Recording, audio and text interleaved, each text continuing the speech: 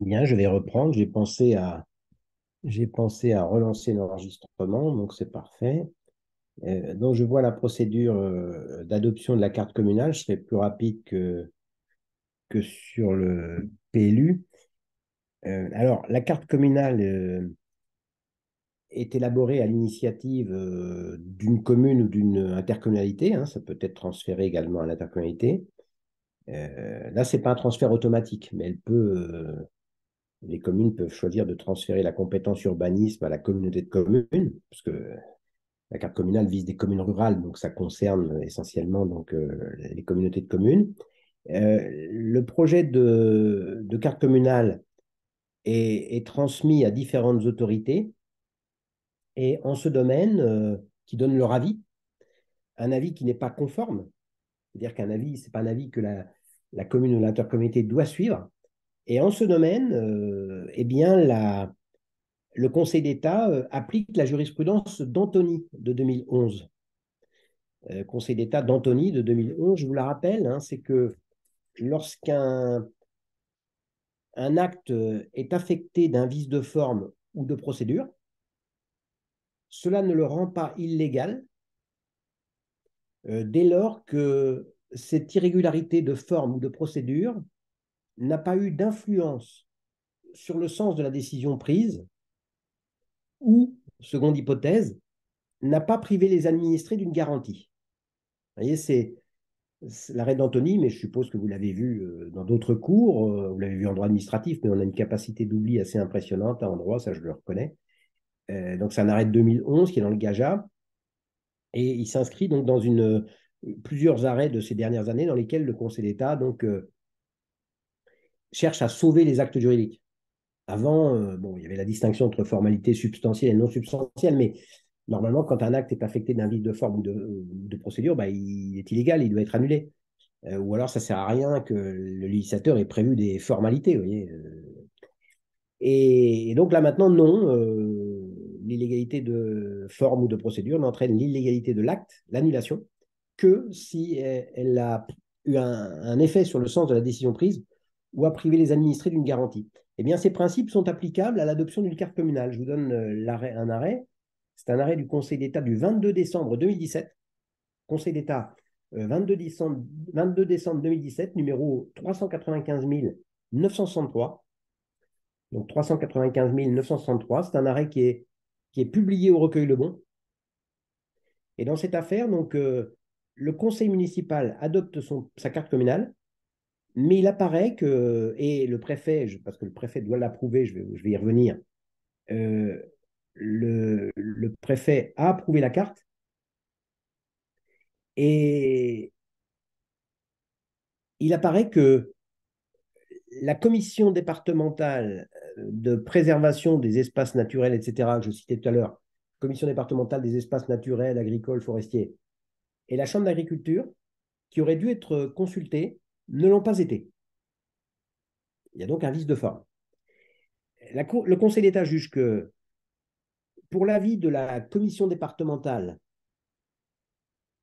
le fait que le conseil municipal ait délibéré sur la carte, l'ait approuvé sans avoir cet avis, ne rend pas la délibération illégale parce que de toute façon, l'avis était favorable.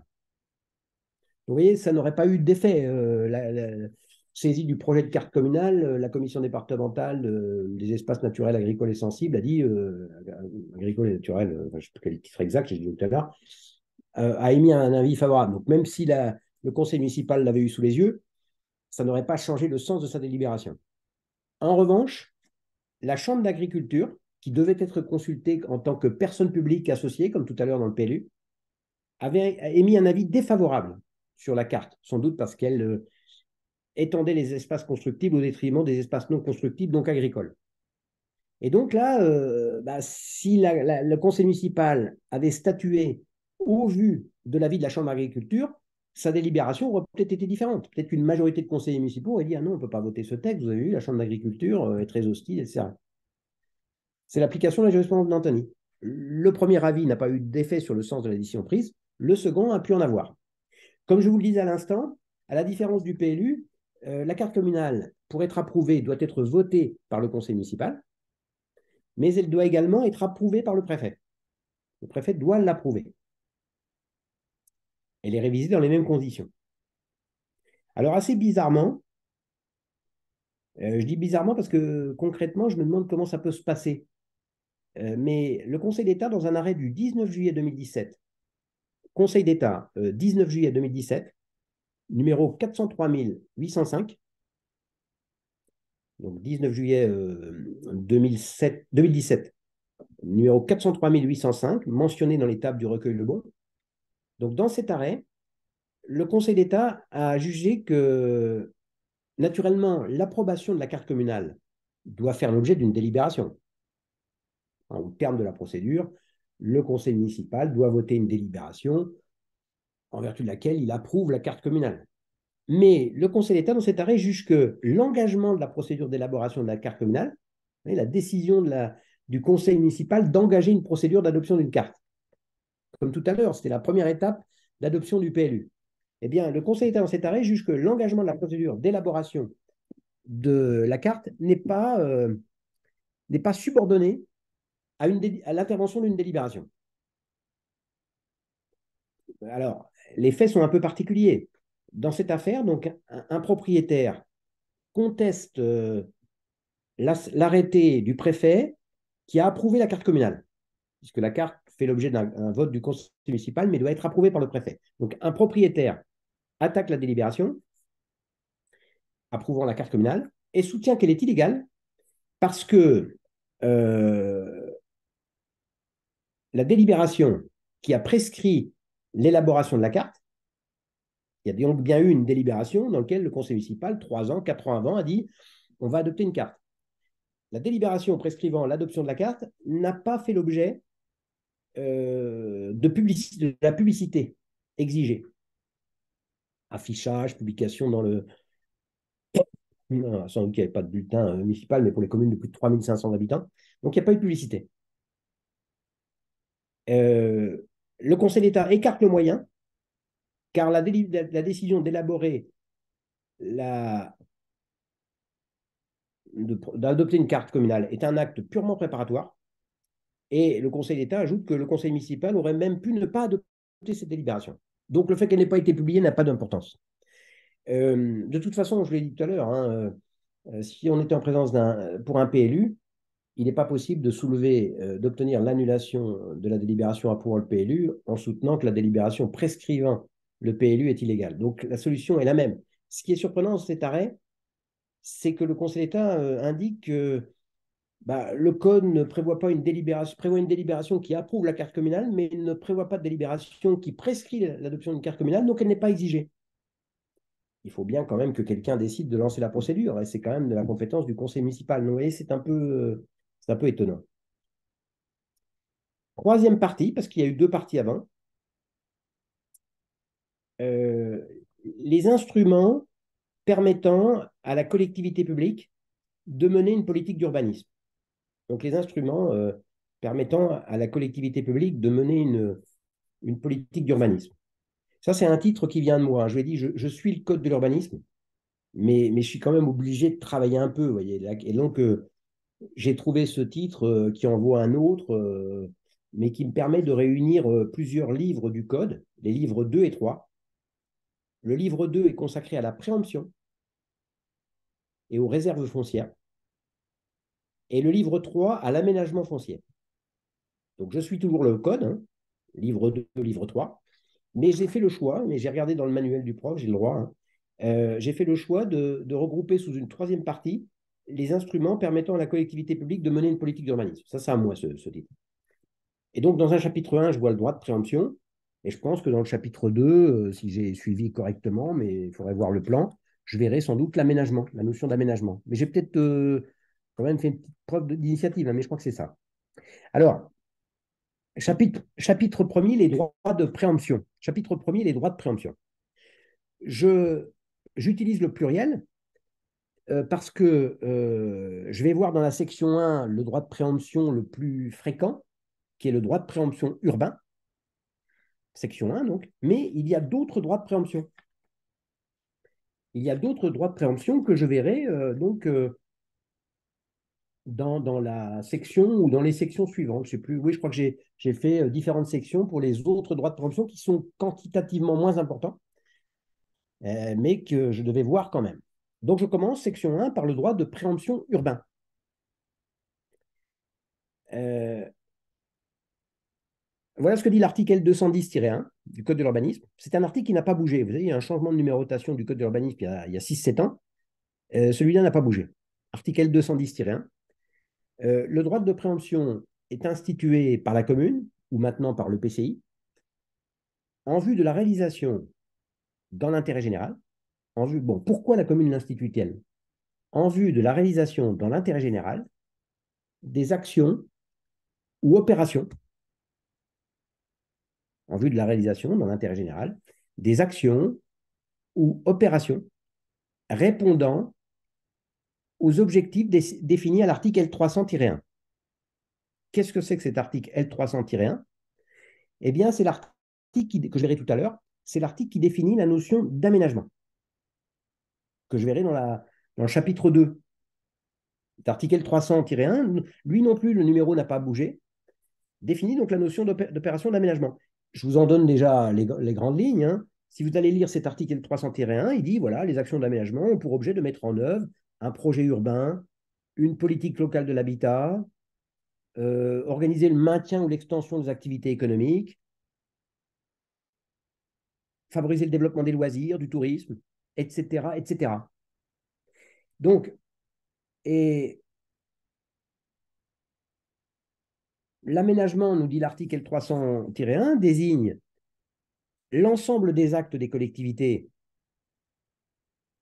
qui visent dans le cadre de leurs compétences. Donc, la notion d'aménagement, hein, ça a un sens en droit de l'urbanisme, désigne donc l'ensemble des actes des collectivités territoriales ou PCI qui visent donc dans le cadre de leurs compétences, d'une part, à conduire ou à autoriser des actions ou des opérations telles qu'elles sont définies auparavant, c'est-à-dire politique locale de l'habitat, projet urbain, etc. C'est toutes les actions ou opérations ayant ce but. Et d'autre part, à assurer l'harmonisation de ces actions ou opérations. Alors, l'opération d'aménagement, au sens de l'article L300-1, que je reverrai dans le chapitre suivant, est une notion assez large, mais elle suppose quand même une opération d'une certaine ampleur. Construire 2 maisons, ce n'est pas une opération d'aménagement. En revanche, Conseil d'État 2 novembre 2015, Conseil d'État 2 novembre 2015, numéro 374 957, 374 957, mentionné dans les tables du recueil Lebon, eh bien, un projet de construction de 35 logements sociaux, un projet de construction de 35 logements sociaux, eu égard à son ampleur, sa consistance, constitue une opération d'aménagement. C'est-à-dire que tous les instruments qui permettent la réalisation d'une opération d'aménagement, en premier lieu le droit de préemption, puisque le droit de préemption n'est possible, en tout cas celui-là, celui qui est prévu à l'article L210-1, que pour une opération d'aménagement. Eh bien, s'il a construit 35 logements sociaux, c'est une opération d'aménagement, bah, il est possible d'utiliser tous les instruments juridiques qui permettent de mener une opération d'aménagement. En premier lieu, de préempter. Il est fréquent que la commune préempte un bien pour le céder à une personne privée, dès lors que ça entre dans les opérations d'aménagement. La commune peut préempter pour mener une opération elle-même, mais elle peut préempter pour céder le bien à une personne privée qui va mener une opération d'aménagement. Alors le problème s'est posé, il y a eu un arrêt récent qui a donné lieu à des commentaires. C'est un arrêt du Conseil d'État du 22 décembre. Conseil d'État 22 décembre 2022. Conseil d'État 22 décembre 2022, commune de Montreuil. Commune de Montreuil. 447 100. Mentionné dans les tables. Les conclusions du rapporteur public, M. Zgribach, sont à la Revue française de droit administratif 2023, page 337. Et RFDA 2023, page 337. Mais je crois qu'on les trouve sur Ariane Web. De quoi s'agit-il dans cette affaire? La commune de Montreuil, aux portes de Paris, la commune de Montreuil donc, a préempté un bien que son propriétaire vendait, puisque la préemption suppose une vente. Le propriétaire décide de vendre. Donc, la commune a préempté un bien que son propriétaire vendait afin de permettre l'agrandissement d'une mosquée. Et donc, il y a eu un recours d'un habitant contre cette décision de préemption. Et la Cour administrative d'appel de Paris avait jugé, je crois que c'est Paris, hein, oui, c'est ça. La Cour administrative d'appel avait jugé que cette décision de préemption portait atteinte à la loi de 1905, en vertu de laquelle, je vous rappelle, la loi de 1905 sur la séparation des églises et des cultes, des églises et de l'État, pardon. En vertu de cette loi de 1905, eh bien, article 2, la République et plus généralement les collectivités publiques ne reconnaissent, ne reconnaissent, ne salarient ni ne subventionnent aucun culte. C'est l'article 2 de la loi de 1905. Donc la Cour administrative d'appel avait jugé que l'opération en cause méconnaissait la loi de 1905. Il s'agissait donc de préempter un bien de 2000 m², 1896 m² précisément, pour le mettre à disposition d'une association cultuelle musulmane, qui a le projet d'augmenter la capacité d'accueil de son centre socio-cultuel sur le terrain mitoyen. Et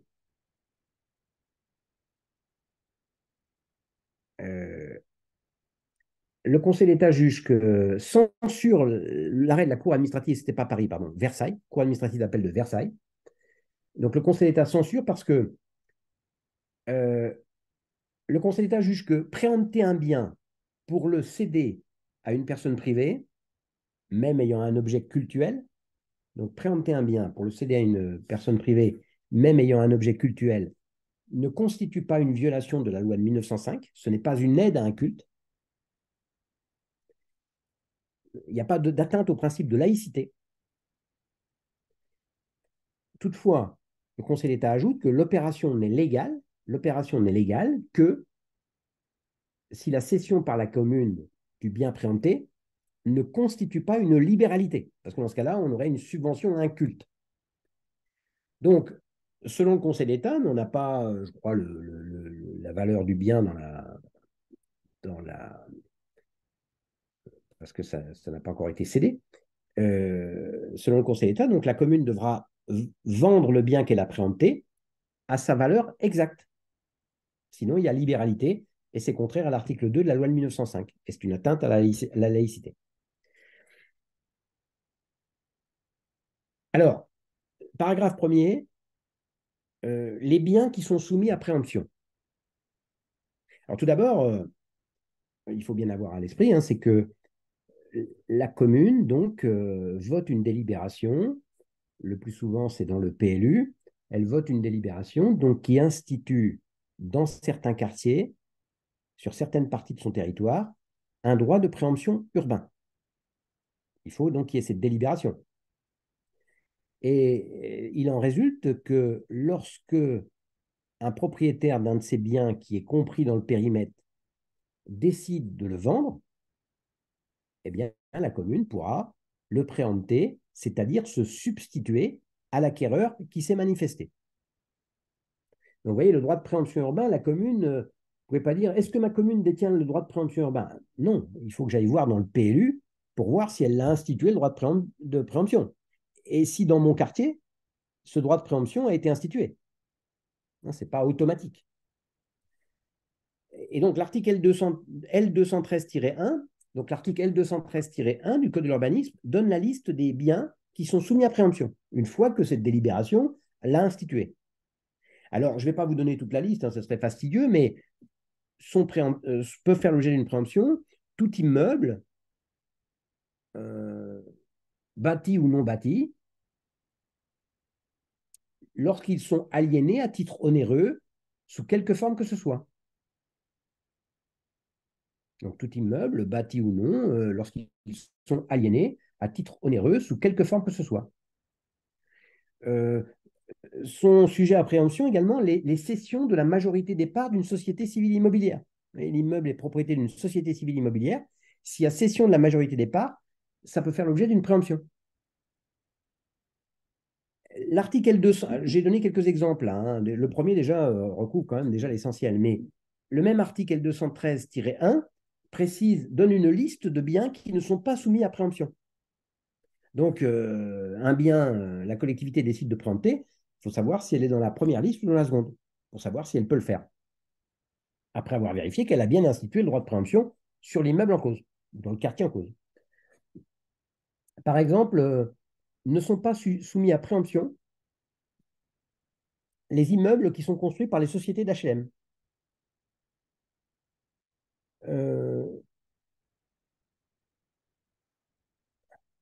Les immeubles qui font l'objet d'un contrat, pardon, les immeubles qui font l'objet d'un contrat de vente d'immeubles à construire dans les conditions prévues aux articles L 1601-1 et suivants du Code civil. Donc les immeubles qui font l'objet d'un contrat de vente d'immeubles à construire dans les conditions prévues à l'article 1601-1 et suivants du Code civil, c'est-à-dire la VFA, vente en état futur d'achèvement.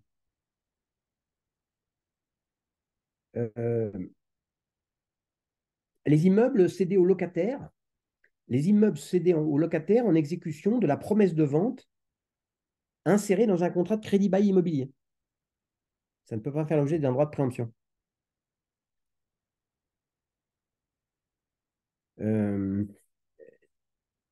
Certains immeubles qui sont aliénés par l'État. L'État est propriétaire d'un parc immobilier important.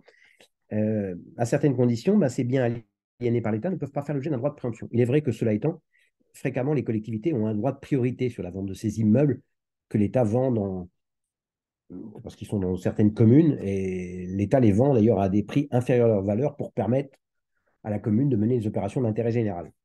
Bon, voilà quelques exemples de biens qui ne sont pas soumis à l'obligation de préemption, mais il y en a d'autres, hein. Je n'ai pas donné toute la liste, ça aurait été fastidieux. Alors, un exemple quand même dans la jurisprudence récente, c'est un arrêt du Conseil d'État. C'est un arrêt du Conseil d'État du 19 avril 2022. Donc, Conseil d'État 19 avril 2022, numéro 442 150, mentionné dans les tables du recueil Lebon. C'est un arrêt du Conseil d'État du 19 avril 2022, numéro 442 150. Et dans cette affaire, c'est une parcelle qui est grevée d'un bail à construction. Donc, il y a un preneur qui est titulaire d'un bail à construction et le Conseil d'État juge que, eh bien, cette parcelle qui est grévée de ce bail à construction peut faire l'objet d'une préemption. Ce n'est pas interdit. Mais, après avoir posé cette règle, il faut ajouter qu'il n'est pas certain que la décision de préemption entrera dans les buts légaux. Donc, concrètement, la collectivité puisse préempter. Voilà de quoi il s'agit. Donc, un propriétaire a conclu sur son terrain 2 baux à construction avec des sociétés qui ont construit des immeubles. Le bail porte sur la construction de ces immeubles. Les 2 baux ont été conclus en 88 avec une durée de 32 ans. Donc, les 2 baux conclus en vue de construire un immeuble ont été conclus en 1988 et pour une durée de 32 ans, avec à ce terme une promesse de vente au profit des sociétés. Elles construisent les immeubles, elles les exploitent, et au terme du contrat, 32 ans, eh bien, elles ont une promesse de vente. Les sociétés devaient manifester leur intention d'acquérir au plus tard le 14 mars 2020. Donc, au plus tard le 14 mars 2020, elles doivent faire savoir si elles ont l'intention d'acquérir. En 2019, en septembre 2019, janvier et septembre 2019, les 2 sociétés ont demandé la réalisation de ces promesses de vente. On veut acheter. Elles ont adressé, le propriétaire a adressé une déclaration d'intention d'aliéner à la commune. Je vais revoir ça, hein. Si l'immeuble est soumis à droit de préemption urbain, eh bien, la commune ou son notaire, le propriétaire, pardon, ou son notaire doit envoyer une DIA, une déclaration d'intention d'aliéner, à la commune qui la prévient que le bien est en vente et savoir si elle veut exercer le droit de préemption. Et donc, le propriétaire a envoyé cette DIA, la commune en a accusé réception. Donc, la déclaration d'intention d'aliéner indique le prix de vente du foncier qui est grevé de ce bail à construction et le prix de vente des constructions qui ont été réalisées sur le terrain. Et le maire, c'est la commune de Mandelieu-la-Napoule, c'est dans le Var, hein, je crois. La commune ou maritime, enfin c'est un des deux, mais je crois que c'est le Var. La commune, non, le maire de Mandelieu-la-Napoule a décidé d'exercer le droit de préemption au prix fixé par les vendeurs. Et la commune indique qu'elle préempte, elle motive sa décision de préemption, c'est une condition essentielle. La commune doit toujours motiver, par un but d'intérêt général, la nécessité de réaliser une opération d'aménagement, sa décision de préemption. Je vais voir après qu'il y a un contentieux très régulier sur les droits de préemption, tout simplement parce que souvent le propriétaire veut vendre à un certain prix, la commune veut préempter, mais pas au prix que le propriétaire vend, moins. Donc il y a des contentieux. Et la commune donc indique qu'elle préempte, elle motive ça par son objet, par l'objectif de réaliser une opération, de réaliser un pôle d'excellence du nautisme. NAUTISME, donc c'est lié à l'eau, pôle d'excellence du nautisme. Alors les sociétés qui sont évincées, elles disent, nous on voudrait faire jouer la promesse de vente, et du fait de la décision de préempter de la commune, elles ne peuvent pas donc réaliser la promesse de vente, donc elles introduisent un recours contre la décision de préemption.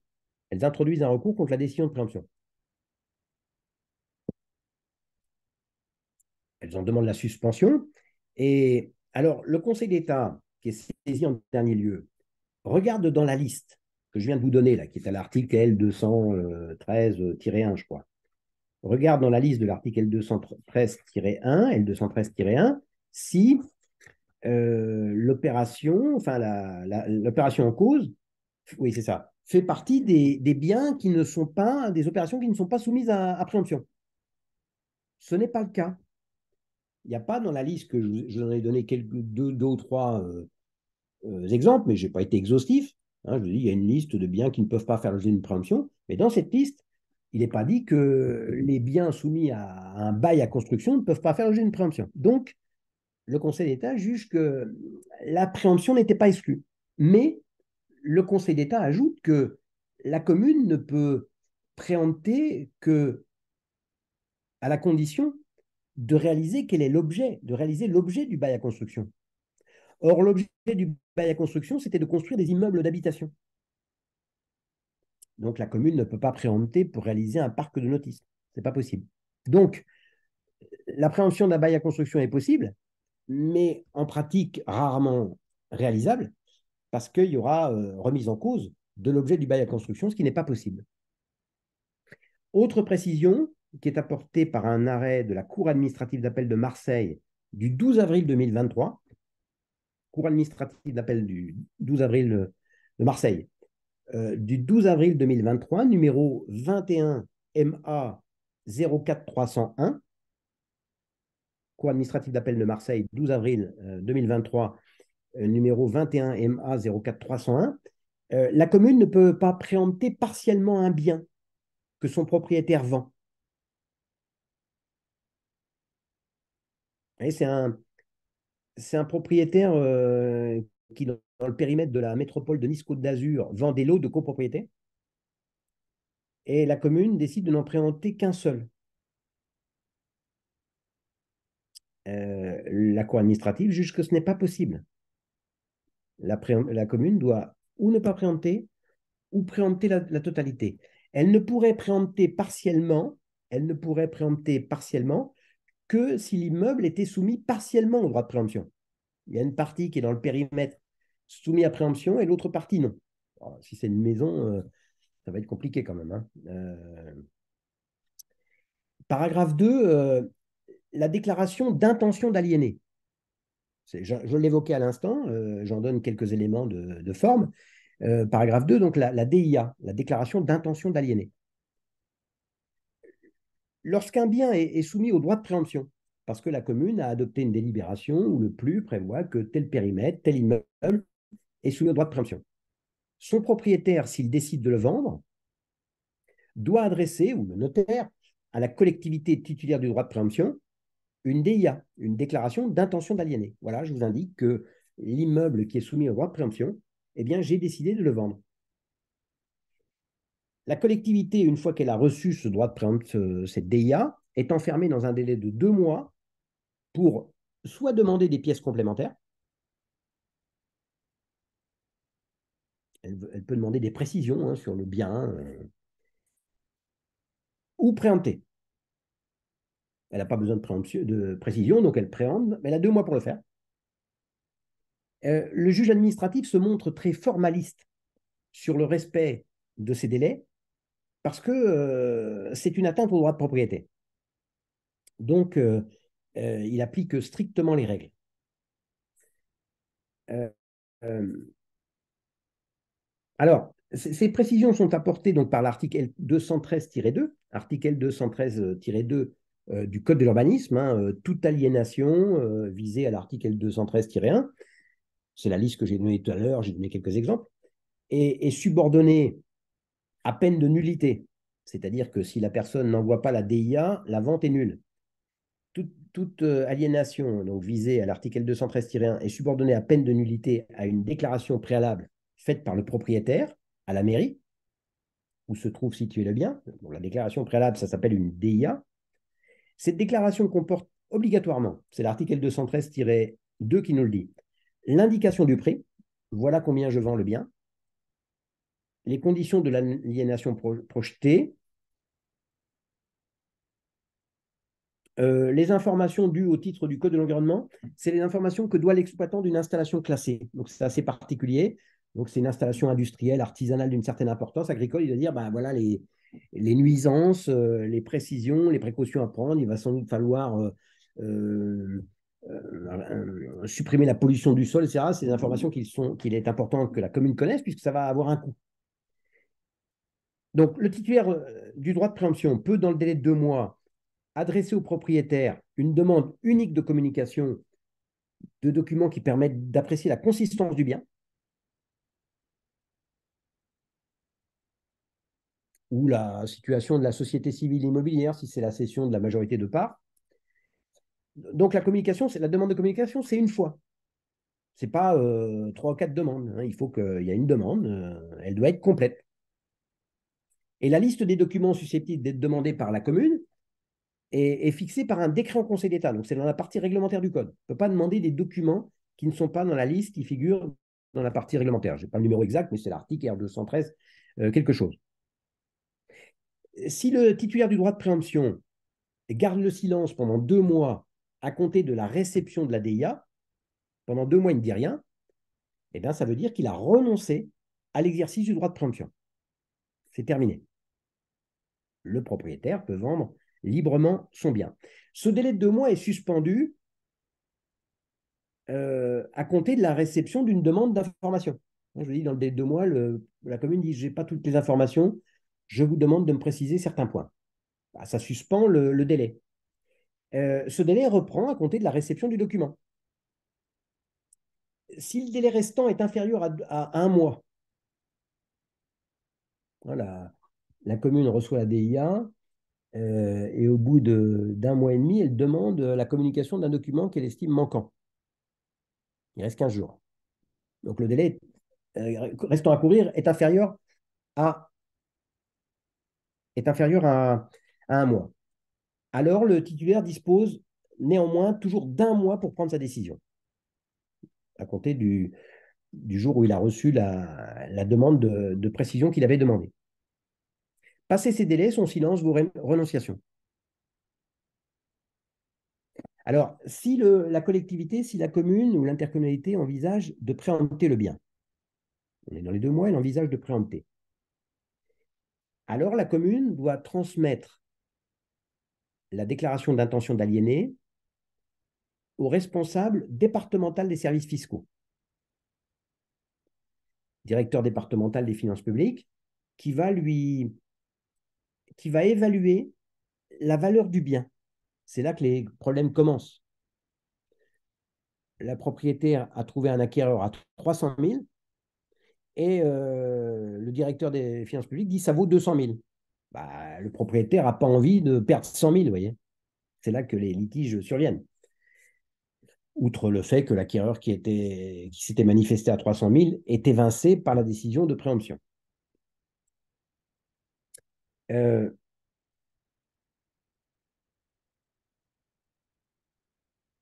Donc, je vous disais, hein, passer le délai de 2 mois quand la commune n'a pas préempté, n'a pas demandé d'informations, elle est réputée avoir renoncé à la décision de préemption. Le Conseil d'État est très ferme là-dessus. On peut citer un arrêt du Conseil d'État du 27 juillet 2015. Conseil d'État 27 juillet 2015, numéro 374 646. 374 646, mentionné dans les tables, du Levon, bien sûr. Le Conseil d'État rappelle que, passé le délai de 2 mois, la commune est dessaisie de son droit de préemption. Elle ne peut pas retirer sa décision de revenir sur sa décision de ne pas préempter. C'est une garantie qui est donnée au droit de propriété. Autre précision, mais qui est le complément de ce que je viens de vous dire. Le maire peut, dans le délai de 2 mois, compter du jour où il a reçu la DIA, demander des précisions complémentaires. Mais ces précisions doivent figurer dans la liste fixée par le Code de l'urbanisme. Si elles sont injustifiées, si ces demandes sont injustifiées, ces demandes n'interrompent pas le délai de 2 mois. Alors, une décision un peu étonnante, alors ça, je pense que, après, il faudrait faire une recherche, mais je pense quand même que dans une telle hypothèse, la responsabilité du notaire, sans doute, peut être engagée, mais je vous dis ça, je n'ai pas fait de recherche. C'est un arrêt du Conseil d'État du 26 juillet 2011. Donc, Conseil d'État 26 juillet 2011, numéro 324 767. 324 767. Et dans cette affaire, donc, ça se passe à Noisy-le-Grand. Donc, un propriétaire a adressé une première DIA à la commune qui mentionne un prix de vente de 419 000 euros. 419 000 euros. Et puis après, il y a une erreur qui a porté sur les frais d'agence. Pour la vente du bien, il y avait des frais d'agence. Donc, le propriétaire ou son notaire donc, envoie une seconde DIA à la commune en disant on s'est trompé. Et la première était le 18 novembre 2003, la deuxième le 2 décembre 2003. Et dans la deuxième, elle dit non, le prix de vente est de 149 000 euros. Donc, vous voyez, il y a eu une inversion des chiffres. 419 000, 149 000. C'est l'erreur matérielle. Le maire a décidé d'exercer le droit de préemption à 149 000. Et le propriétaire conteste cette préemption. Alors, c'est vrai qu'il aurait pu renoncer aussi, ça, je ne comprends pas pourquoi il ne l'a pas fait. Le Conseil d'État constate, il peut dire, ah non, moi, à ce prix-là, je ne cède pas. Mais il ne l'a pas fait, apparemment. Le Conseil d'État constate tout d'abord que le maire a respecté les délais, hein, il a exercé son droit dans les 2 mois. Et euh, le notaire avait précisé que la seconde DIA annulait la première, 149 000 à la place de 419 000. Dès lors que la décision de préemption n'était pas tardive, elle était intervenue dans le délai de 2 mois, elle est régulière. Le droit de préemption est légal, donc. Donc, du fait de l'erreur matérielle, le propriétaire a perdu 300 000 euros à peu près. Là, je crois que, enfin, j'aimerais savoir, enfin, j'imagine qu'il y a une responsabilité quand même possible. Après, il faudrait regarder, approfondir, parce que je le verrai tout à l'heure, face au prix qui est proposé par la collectivité qui a le droit de préemption, la commune peut dire, moi, le propriétaire peut dire, je renonce au droit de préemption. Je ne comprends pas pourquoi il n'a pas renoncé là. Il faudrait bien voir l'affaire. Et non, non, à ce prix-là, moi, je ne vends pas. Alors, autre précision sur le droit de préemption. Non, paragraphe 3, la motivation de la décision de préemption. Motivation de la décision de préemption. Alors, lorsque la commune décide de préempter, d'exercer son droit de préemption urbain, qui est prévu à l'article L210-1 du Code de l'urbanisme, celui que je suis en train de voir, elle doit motiver sa décision par un projet d'aménagement, tels qu'ils sont définis à l'article L300-1 du Code de l'urbanisme, projet d'aménagement qui a déjà été arrêté. Vous voyez, la semaine dernière, j'ai vu les emplacements réservés. Quand la commune décide d'instituer un emplacement réservé sur un territoire de la commune, je vous ai dit, il n'est pas nécessaire qu'il ait un projet arrêté. Mais là, c'est différent. Il faut que, quand la commune décide de préempter, il faut qu'elle ait un projet arrêté. au moment où elle décide de préempter. Alors, ces précisions ont été rappelées dans un arrêt du Conseil d'État du 7 mars 2008. Donc, Conseil d'État 7 mars 2008, commune de Meung-sur-Loire. M-E-U-N-G, M-E-U-N-G sur Loire. Numéro 288 371. 288 371, c'est publié dans le recueil Le Bon.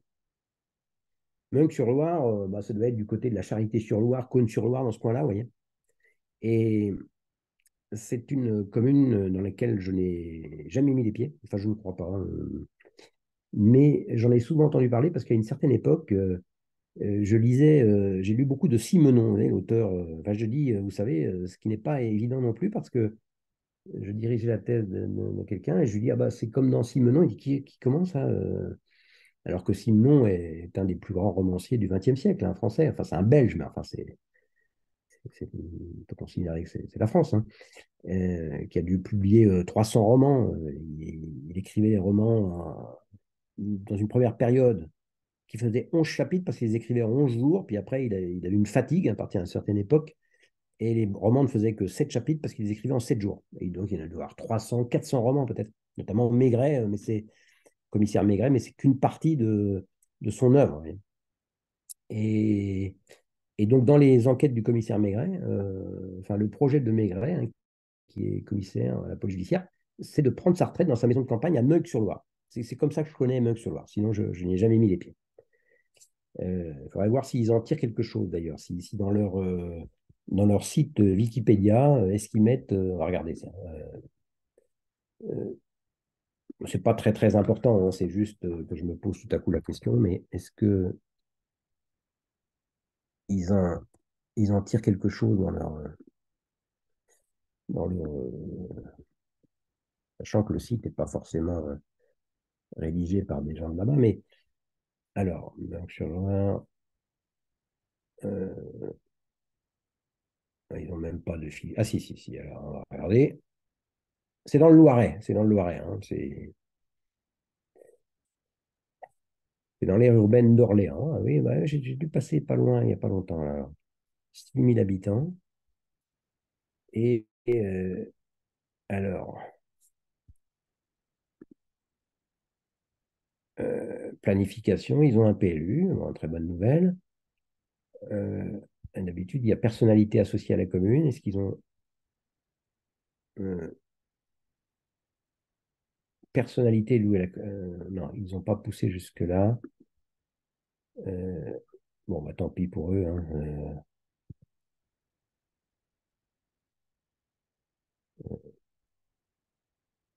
Si, si, le commissaire Maigret, personnage fictif de Georges Fimenon, protagoniste, etc., il passait volontiers ses vacances et s'y est retiré une fois la retraite venue. Vous voyez, c'est ça. Ouais.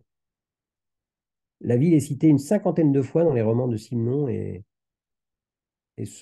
ceux du Grand Café, qui est un des romans, voit s'y dérouler entièrement une enquête. Cependant, aucun lieu, comme le Grand Café ou la maison de sa retraite, n'est clairement identifié. Par contre, une rue lui est dédiée. Et puis le roman Les Trois Mousquetaires commence à Meung-sur-Loire aussi. On apprend des tas de choses hein, avec le risque d'erreur. Hein. Par exemple, mon collègue Frédéric Rouvillois, pour montrer la relativité des informations sur Wikipédia, a créé s'est doté d'un pseudonyme et il a indiqué que ce pseudonyme était une personnalité liée à une commune. Je crois que c'est la Ferté-Renard, je crois, dans l'Ouest. Et il faudrait vérifier, mais donc cette personnalité créée de toutes pièces par Frédéric Rouvillois se trouve dans les personnalités liées à la commune dans le site Wikipédia. C'est lui qui l'a mis d'ailleurs, hein, mais ça n'a jamais été corrigé. Alors ça l'a peut-être été parce qu'il m'a raconté ça il y a quelques années, mais on ne va pas vérifier parce que là, ça nous entraînerait trop loin. Mais bon, enfin, je reviens à Meung-sur-Loire. Donc, dans cet arrêt de 2008, le Conseil d'État rappelle l'exigence de motivation d'une décision de préemption. La commune doit, pour satisfaire à cette obligation de motivation, doit justifier à la date à laquelle elle exerce le droit de préemption. Donc, elle doit justifier à la date à laquelle elle exerce le droit de préemption de la réalité d'un projet d'action ou d'opération d'aménagement, répondant donc aux objets énumérés à l'article 300-1 que j'ai donné tout à l'heure. Alors même que les caractéristiques précises de ce projet n'auraient pas été définies à cette date. Mais il faut qu'il y ait un projet hein, qui soit matérialisé par des actes. Deuxième élément, la commune doit faire en outre apparaître la nature de ce projet dans la décision de préemption. Troisième élément, mais le juge n'exige pas que la commune fasse mention dans sa décision de préemption d'une délibération antérieure ou qu'elle justifie d'un projet précis à la date de cette décision. Il faut uniquement rechercher si la réalité du projet que la commune entendait mener est établie. Donc il faut uniquement rechercher si la réalité du projet que la commune entendait mener est établie. Donc l'arrêt est publié dans le recueil Le Bon et les conclusions de Madame Courrèges sur l'arrêt sont dans le site Ariane Web. Dans cette affaire, la commune a mis à la disposition d'artisans, de commerçants et d'une association d'aide à domicile pour personnes âgées des locaux situés dans son centre-ville.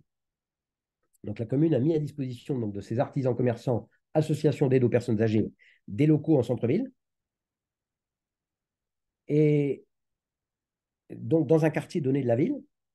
Et il apparaît que la commune menait dans ce secteur, à la date de sa décision de préemption, une politique de réaménagement et de revitalisation par l'accueil donc d'artisans, de commerçants. Par une délibération, donc, elle décide de préempter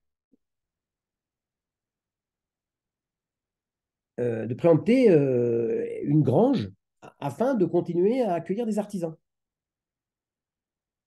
Alors, même si elle n'a pas eu une demande précise, hein, il n'y a pas quelqu'un qui a dit, voilà, si vous avez encore des terrains, des immeubles, moi je suis intéressé. Il n'y a pas de commerçants, d'artisans qui ont demandé. Mais il apparaît donc que la commune a, depuis plusieurs années, un projet cohérent de revitalisation de ce quartier par l'accueil d'activités. Donc, quand elle préempte, en motivant par la volonté de poursuivre cette opération, elle a bien un projet arrêté, même s'il n'y a pas un projet arrêté pour cette grange avec un artisan déterminé. Mais elle a motivé sa décision de préemption. Si la décision n'est pas motivée, elle est illégale. C'est souvent, vous savez, si vous tapez article L210-1 du Code de l'urbanisme sur une année, 2022 par exemple, ou 2023, vous allez voir, ça va vous sortir des arrêts dans Légifrance. Il y a un contentieux régulier sur l'exigence de motivation. Il y a un assouplissement de l'exigence de motivation. Il y a un assouplissement de l'exigence de motivation quand la commune décide de préempter pour mener une politique de construction de logements sociaux ou pour constituer des réserves foncières. Donc, il y a les exigences de motivation qui ont été rappelées par le Conseil d'État dans l'arrêt de Meung-sur-Loire, mais il y a un assouplissement dans deux hypothèses, quand c'est pour mener une politique de construction de logements sociaux et quand il s'agit de constituer des réserves foncières. Les réserves foncières, ce sont des terrains que la collectivité acquiert dans la perspective, dans le futur, de mener une opération. Les réserves foncières, j'y reviendrai tout à l'heure ou la semaine prochaine, c'est prévu pour lutter contre la spéculation foncière. Vous voyez, par exemple, autour de Marne-la-Vallée, il y a le projet Disney. Progressivement, l'urbanisation s'accroît. Et donc, pour éviter que les propriétaires de terrains qui n'étaient pas utilisés il y a 20 ans, mais qui sont à proximité, prennent une valeur folle, vous voyez, c'est un terrain agricole. Il vaut 10 000 euros l'hectare. C'est à proximité de Disney. L'agriculteur qui en est propriétaire dit non, non, mais ça vaut 10 000 euros l'hectare pour l'activité agricole, mais pour construire des immeubles de 4 étages, c'est 100 000 euros. Et donc, pour éviter ça, eh bien, les collectivités ont la possibilité de constituer des réserves foncières, 50 hectares autour de Disney, parce que dans 5 ans, 10 ans, 15 ans, ils seront constructibles. Ça évite, vous voyez, que le propriétaire tire une plus-value qu'on estime injustifiée, que le législateur estime injustifiée. Vous comprenez, quand il s'agit de constituer une réserve foncière, il n'y a pas de projet arrêté. C'est de dire, il y a une urbanisation qui fait que des terrains qui sont pour l'instant naturels agricoles vont acquérir une valeur considérable. Et pour éviter ça, pour éviter la spéculation, on constitue une réserve foncière. Donc, dans ces deux hypothèses, politique de construction de logements sociaux, constitution de réserve foncière, la loi et la jurisprudence se contentent d'une motivation plus succincte, une motivation par référence. Alors, en matière de construction de logements sociaux, L'arrêt de principe, c'est un arrêt du Conseil d'État du 20 novembre 2009, Conseil d'État 20 novembre 2009, numéro 316 961, 316 961, et c'est un arrêt qui est publié au recueil Le Bon. C'est à propos c'est la commune de Noisy-le-Grand qui a décidé donc de préempter un terrain que son propriétaire vendait. Et donc, l'acquéreur qui est évincé, le propriétaire avait trouvé un acquéreur, celui-ci est évincé puisque la commune décide de préempter. Et donc, l'acquéreur soutient que la préemption est illégale parce que la commune n'a pas suffisamment motivé sa décision de préemption, comme l'exige l'article L210-1. Et il apparaît que, et le Conseil d'État va l'admettre, la commune a motivé sa décision de préemption par référence au programme local de l'habitat. Je vous l'ai dit, hein, le programme local de l'habitat, c'est un document qui est prévu par le Code de la construction et qui établit donc la politique de construction de logements dans le périmètre en général d'une intercommunalité. J'ai de dire à un endroit, je les ai vus à 2 ou 3 reprises, parce que c'est un document qui est intéressant, la preuve, en droit de l'urbanisme, mais c'est un document qui n'est pas un document d'urbanisme, il n'est pas prévu par le code, donc je ne consacre pas une section ou un paragraphe, mais j'ai cité à 2 ou 3 reprises, et de mémoire, je n'ai pas le chiffre sous les yeux, mais euh, toute intercommunalité de plus de 30 000 habitants doit adopter un PLH. Je crois que c'est ça, c'est 30 000. C'est dans les zones urbaines où il dit voilà, il faut programmer. Et je vous l'ai dit, la loi du Duflot, jusqu'à la loi du Duflot de 2014, le PLH était souvent un document sans grande valeur parce que les collectivités, les intercommunalités restaient dans les généralités. Ce serait bien de construire, etc. Donc ça n'a aucune valeur. Mais la loi du Duflot maintenant permet de prévoir des objectifs chiffrés de construction de logements sociaux dans le PLH. Donc ça renforce sa valeur. Et donc, dans cette affaire, donc, la commune de Noisy-le-Grand dit préempte un bien et ne dit pas ce qu'elle va en faire, mais elle renvoie au programme local de l'habitat. C'est une motivation par référence. L'acquéreur évincé lui soutient que cette motivation est insuffisante. Dit moi, je vois la décision de préemption, je ne peux pas comprendre pourquoi vous avez préempté. Eh bien, en matière de construction de logements sociaux, le Conseil d'État dans cet arrêt, donc en matière de construction de logements sociaux, le Conseil d'État dans cet arrêt admet la motivation par référence au programme local de l'habitat. Mais attention, il faut que la référence au programme de l'habitat, quand on va lire le programme, permet d'identifier l'opération. Euh, et dans cette affaire, d'ailleurs, dans l'affaire commune de Noisy-le-Grand, le Conseil d'État constate que la décision de préemption se réfère au programme de l'habitat. Elle pouvait le faire.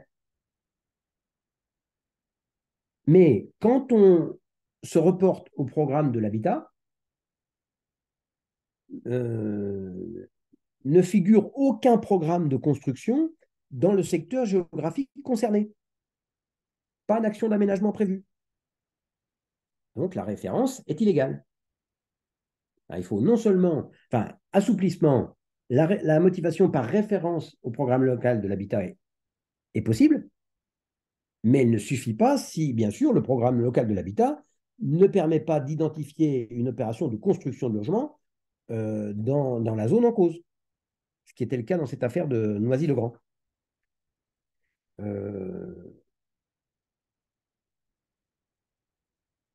Il y a une autre affaire plus récente, à savoir, voilà, par exemple, mais même application, hein, c'est un arrêt de la Cour administrative d'appel de Bordeaux, Cour administrative d'appel de Bordeaux, 17 novembre 2020, Cour administrative d'appel de Bordeaux, 17 décembre 2020, 17 novembre 2020, numéro 18 BX, c'est Bordeaux, 03 074, 18 BX 03 074.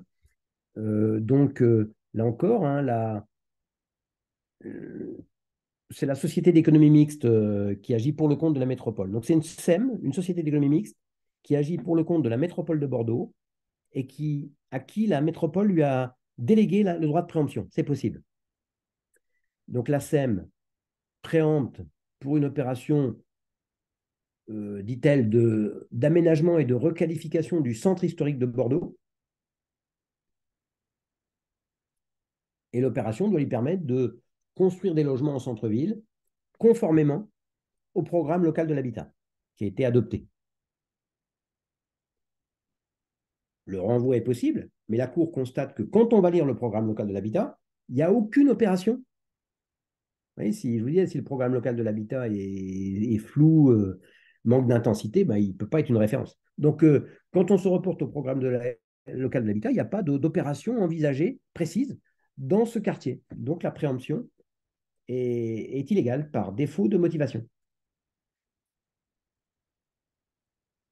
Alors, il y a d'autres exemples, hein, il ne faut pas abuser. Un arrêt du Conseil d'État du 15 juillet 2020, Conseil d'État 15 juillet 2020, numéro 432 325, 432 425, 325, mentionné dans les tables du recueil Le Bon. C'est c'est le maire d'Échirolles, c'est dans la banlieue de Grenoble, qui a exercé le droit de préemption sur une parcelle que son propriétaire vendait. L'acquéreur évincé attaque. Le maire a motivé sa décision par la volonté de la commune de construire des logements sociaux sur la parcelle préemptée, en vue de répondre aux objectifs du programme local de l'habitat, c'est-à-dire objectif du programme local, proposer une offre de logement suffisante. Mais le Conseil d'État juge que cette motivation était insuffisante parce que il ne ressort pas du programme local de l'habitat, vous voyez, objectif de créer des logements. C'est bidon, ça manque d'intensité, vous voyez. Il ne ressort pas du programme local de l'habitat qu'un programme envisagé sur la parcelle en cause. D'autant plus, dit le Conseil d'État, que la parcelle est située dans une zone à risque du fait de la proximité d'une centrale hydroélectrique. Donc, ce ne serait même pas constructible. Donc, la motivation est illégale. Il y a eu quelques précisions, puis après, je ferai une petite pause, euh, apportées dans des arrêts récents. Euh, alors, attendez. Ah oui, c'est à propos de la construction de logements. Je peux citer donc un arrêt du Conseil d'État. C'est deux arrêts du Conseil d'État, d'ailleurs, du 30 juin 2023. Conseil d'État 30 juin 2023, numéro 464 324. 464 324, mentionné dans les tables du recueil Le Bon. Mentionné dans les tables du recueil Le Bon. 30 juin 2023. Donc, dans cette affaire, la commune de Vincennes préempte un terrain et pour, pour réaliser des places de stationnement. Il apparaît, alors c'est pas la commune, oui, c'est le maire qui a décidé de préempter, mais une société d'économie mixte donc, avait été autorisée à réaliser un programme de 12 logements sociaux, programme de construction de 12 logements sociaux, et elle a modifié son projet afin de prévoir donc, la vente de 5 de ces logements. Donc il y aura 7 logements sociaux, 5 logements qui ne sont plus des logements sociaux qui seront vendus. C'est pour permettre de financer le projet. Il dit voilà, je vends les 5 logements, ça me permettra de financer le projet. Mais je l'ai vu ça la semaine dernière à propos des places de stationnement. Je vous ai dit, hein, quand il s'agit de construire des logements sociaux, les exigences de places de stationnement peuvent disparaître. Ça permet de les rendre plus accessibles. Parce qu'une place de stationnement, ça coûte cher. Donc, j'ai vu des dispositions qui permettent, quand on construit des logements sociaux, de ne pas avoir à construire des places de stationnement. Il n'y avait pas de places de stationnement prévues au départ, puisque tout était logements sociaux, mais maintenant, il n'y en a plus que 7. Donc, il faut des places de stationnement en vertu du PLU de Vincennes pour les 5 logements vendus. Et donc, le maire a préempté un immeuble qui est à 230 mètres du programme de logement, 230 mètres, pour construire les places de stationnement. Eh bien, le Conseil d'État juge que cette préemption est légale. Elle participe à la réalisation d'un programme de logement. Alors, vous voyez, la fois dernière, je vous disais, euh, la, le constructeur peut s'acquitter de son obligation de réaliser les places de stationnement si techniquement il ne peut pas les réaliser par des places de stationnement dans un parking à proximité. Là, le Conseil d'État juge que 230 mètres, c'est bon. Ça va, c'est à proximité. Et dans un autre arrêt du même jour, 30 juin 2023, numéro 468 543, 468 543, mentionné dans les tables, eh bien, dans cet arrêt, c'est la métropole de Bordeaux, le Conseil d'État juge que une collectivité peut préempter un immeuble pour réaliser des logements sociaux. Donc, une collectivité peut préempter des immeubles pour réaliser des logements sociaux, alors même qu'elle a déjà atteint son quota de 25% de logements sociaux. Vous voyez, le propriétaire disait, mais vous n'avez pas besoin, ou l'acquéreur évincé, vous n'avez pas besoin de préempter pour construire des logements sociaux, vous avez déjà atteint le seuil de 25% posé par la loi SRU. Le Conseil d'État rejette l'argument. La construction de logements sociaux est un motif d'intérêt général qui peut justifier une décision de préemption au regard de l'article L210-1, alors même que la commune ou la métropole a déjà atteint ces pourcentages qu'elle doit réaliser en vertu de la loi SRU. Dernière précision sur cette exigence de motivation, enfin non, parce qu'après je vous parlerai un peu des réserves foncières, mais le maire peut motiver sa décision de préemption sur les orientations du PADD. Vous voyez, la fois dernière, j'ai vu les différents éléments du PLU. Je vous dis, voilà, le projet d'aménagement et de développement durable. Euh, le maire ne peut pas refuser un permis de construire au motif qu'il n'est pas conforme au PADD, mais le maire peut motiver sa décision de préemption par les orientations du PLU, du PADD, pardon, du PADD, projet d'aménagement et de développement durable. Euh,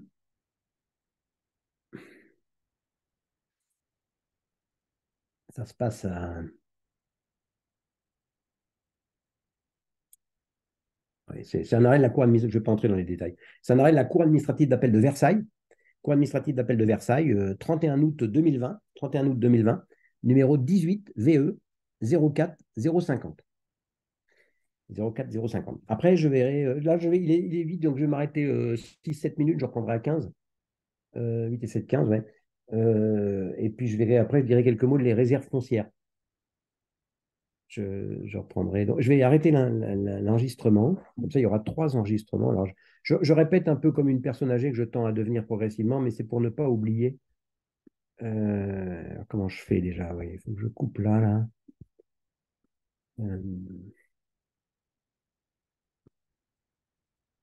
Alors, j'arrête l'enregistrement.